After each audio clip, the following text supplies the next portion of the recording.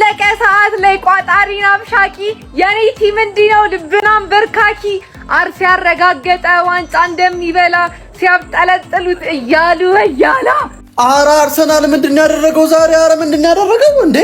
90 ደቂቃ ቋጥረን ይሄ ፌር ነው? ኤቨርተን እንደው 90 ደቂቃ ይዛችሁ 90 ላይ ገባባችሁ። በእግዚአብሔር እስኪ ሌላው ቢቀር ለኛ ፍሬ አታዝኑም? አጠሮ ምናምን ጭራሽ አያቆመኝም። የዘንድሮ ዋንጫ ማንም አይቀማኝም። ማንም ለምንድነው የሚያጓጓኝ? ለምንድነው የሚያጓጓኝ? ሰማችሁ አቀረቁ አባቴ አንተ ወይኔ ላጣቸው ጀማው ላጣቸው አንተ እንዴት ነው ልጁን ያጋደመው? ማንዬ ማን አርቴታ አረ ለዚህ ልጅ እድል ስጠው። አረ በእናትህ አረ እንደው ስሞትልህ እድል ስጠው። አንተ ትችላለህ። ማክስ ዶማን ድንቅ ተጫዋች ነህ። ድንቅ ተጫዋች አንተ ሁለት ይሄው ወያላ ለማስቆም በቀይ ግዴታ እኔ መምጣት አለብኝ ማለት ነው።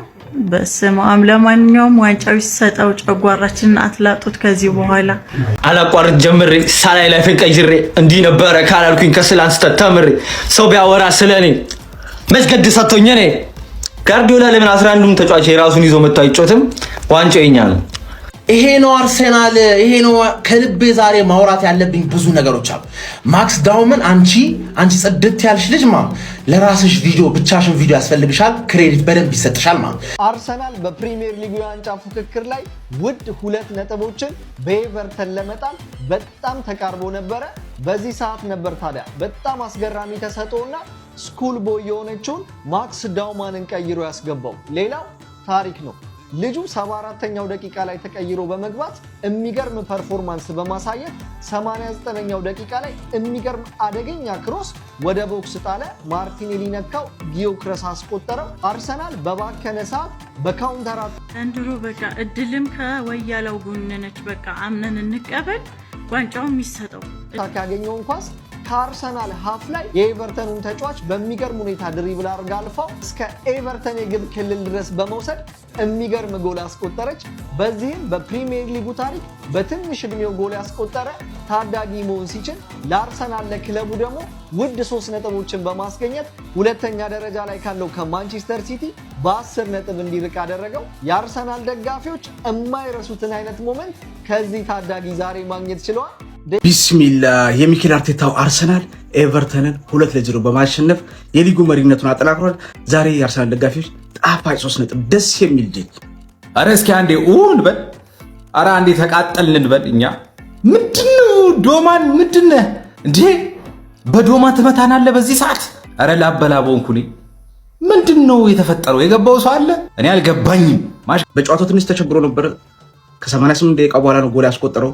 ግን 4-0 3-0 እንደው መጀመሪያ ከረፍት በፊት ማስቆጠር ከዛ በላይ ድሉ እንደዛ አይነት ድል ይጣፍጣል።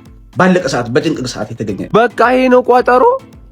በቃ ይሄ ነው ያንተ ቋጠሮ አይደለም። አርሰናልን ፌስታል አይቋጠርም ነው የምልህ። ነገ ለአስቶን ቪላ እንዴት እንደምቋጠር ታይኛለህ ማለት ነው። አጀማመራችሁን ሳይሆን አፈጻጸማችሁን ያሳምረው የሚባለው ለዚህ ነው። አርሰናል 88 ደቂቃ ሙሉ ማለት ነው ምንም አይነት ግብ ሳያስቆጥር እንዲሁም ደግሞ የግብ ድሎችን ሳይፈጥር ከቆየ በኋላ በ89ኛው ደቂቃ በቪክተር ዮኬሬሽ አማካኝነት አንድ ግብ አስቆጥሯል። እንዲሁም ደግሞ በ97ኛው ደቂቃ አካባቢ ማለት ነው ድጋሚ ሁለተኛ ግቡን በዳውን ማክስ አማካኝነት አስቆጥሯል። ዳውን ማክስ ከዚህ ቀደም ነግሬያችኋለሁ ፕሪሚየር ሊጉ ትንሹ ተጫዋች በመሆን ሪካርድ እንዳለው ነግሬያችኋለሁ። እንዲሁም በተጨማሪ ደግሞ ፕሪሚየር ሊጉ ትንሹ እንዲሁም ደግሞ ትንሹ ግብ አስቆጣሪ በመሆን አሁንም ሪካርዱን ይዟል ማለት ነው። አርሰናልንም ከውርደት ታደገውታል። አርሰናል የዛሬውን ጨዋታ በማሸነፉ ማለት ነው በፕሪሚየር ሊጉ 10 ነጥብን ከሁሉም ክለቦች ረቆ በፕሪሚየር ሊጉ ቁንጮ ላይ መቀመጥ ይችላል።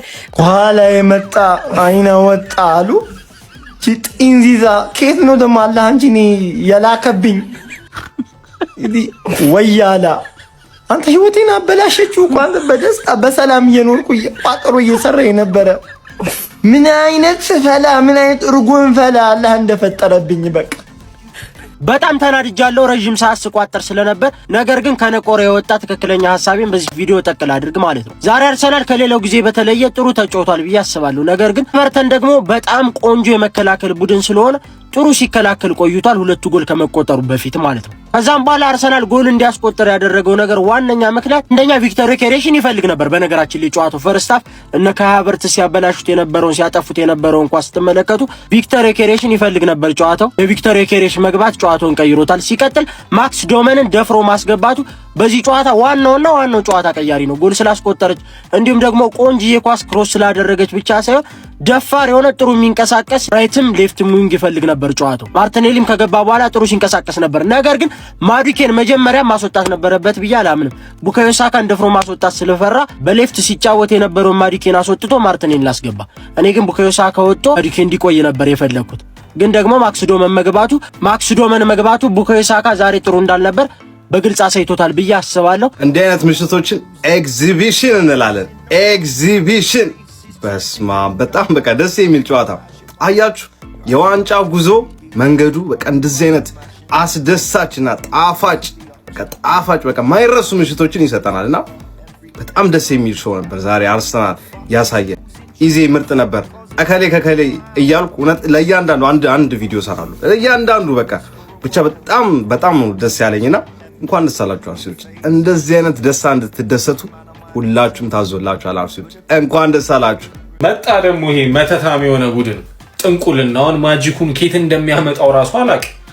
ፈርስት ሃፍ ኤቨርተን የሳቱትን 2-3 ኳስ አርሰናል ቢሆን የሚያስቆጥራቸው ኳሶች ኤቨርተን ይጫወታል፣ ይመታል። አንግል ያ ሴጣን የሆነ በረኛ አለ ደግሞ ኬት እንደሚመጣ አታውቀው ዘሎ ይመልስብሃል። ኬት እዚህ ጋር ስታየው እዛ ይመልስብሃል ተወርሮ። ምን አይነት ዲያብሎስ የሆነ በረኛ ነው። ሰከንድ ሃፍም እንዲሁ ከኮርና የመጣ ኳስ ማንም ያልጠበቀው ጎል ብለን የጨፈርነውን ኳስ እንዲህ መሬት ተንሸራቶ መለሰው። ምን አይነት ጠንቋይ ነው! አረራያ በስመ አብ አንጀታችን አለ። ደግሞ ተቀይሮ የገባ ማክስ ዶመን የሚባለው እንዲህ ነው የሚጫወተው። ምን አይነት ፋራ ነው! አራስ ደበረን እኮ በዛ ሰዓት በስመ አብ። ይሄን ልጅ አስቀምጠ ነው እንግዲህ ያን ጅል ሳካ የምታስገቡት የነበረው። ኧረ በስመ አብ ባለቀ ሰዓት 2 ጎል 90 ሲሞላ እኔ ተስፋ አድርጌ ኤቨርተን ወሽመጤን የበጠሰው ፈርስት ሃፍ ቢገባ ምን አለበት? የዋንጫ ቲም ማለት እንደዚህ ነው። የምር ከዚህ በኋላ የፕሪሚየር ሊግ ፉክክር የሚባል ነገር አይኖርም። አዎ አይኖርም።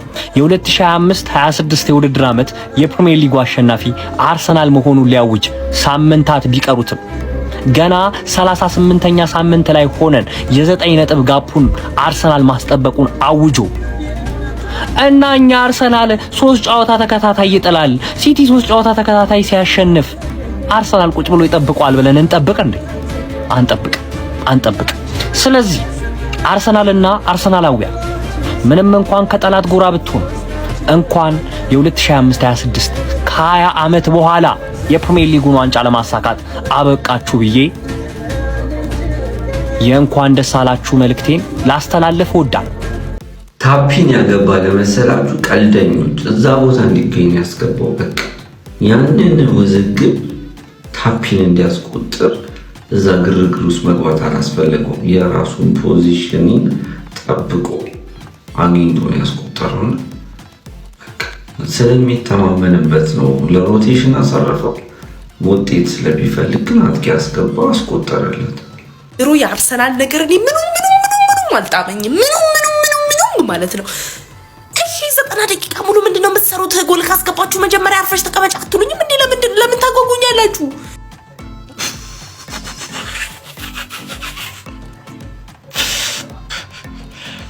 ይሄ ቡድን ነው እሺ ዋንጫ የሚበላው? ይሄ ቡድንስ ነው ዋንጫ ሲበላ ልናይ የምንችለው? እና አያምም። ኧረ በኢየሱስ የሚያስጠላውን ነገር ልንገራችሁ። በጣም የሚያስጠላው ምኑ ነው? ባለቀ ሰዓት ማግባታቸው።